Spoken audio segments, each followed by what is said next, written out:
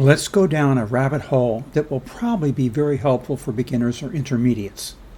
This is going to be about how to find the names of chords. We are going to put together Alice in Wonderland with Star Wars. May the Fourth be with you. Let's suppose for a moment you are one of those people who cannot readily hear the qualities of major and minor chords. Or perhaps you are one of those people who can hear them but can't identify the names. How do you get the answer? Here is a handy little trick I've been teaching my students. You find the fourth, then you find the top note of that fourth. Let's consider a major or minor chord in root position. Let's start off with examples of when this chord is played or written in its most basic form. In this case, it will be written like a snowman. A snowman chord is all lines or all spaces. It is very predictable, so just remember that a snowman chord can also be black.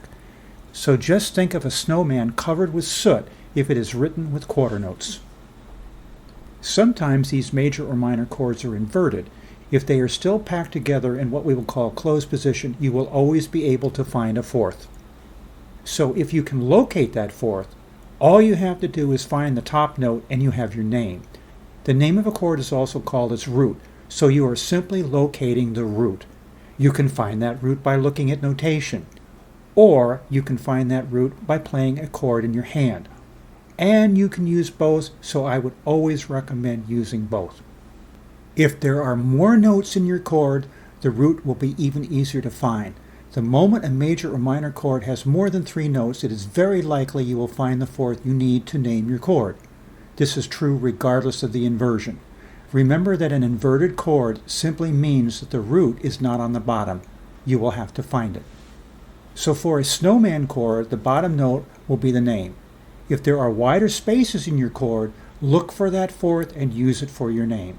In the rare case that you have a large chord with no fourth, you will have to move the notes around until you can find that fourth. There is one tricky part to all this. If your major or minor chord has more than one name, you will have to choose the one that is most appropriate.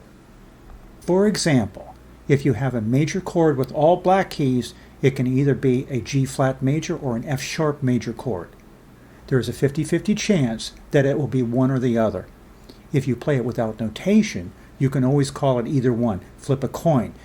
But if it is on a page, you should name the chord in your hand according to which one you see in notation. So once again, just remember, may the fourth be with you. Then look for a fourth in your major or minor chord. In cases where your chord is not in root position and it still does not have a fourth, you'll have to work it out the hard way. But that won't happen very often. So for right now, don't worry about it.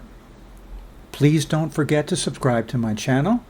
Leave comments about what you like. Leave comments about what you would like to see in the future. And remember, I consider all suggestions.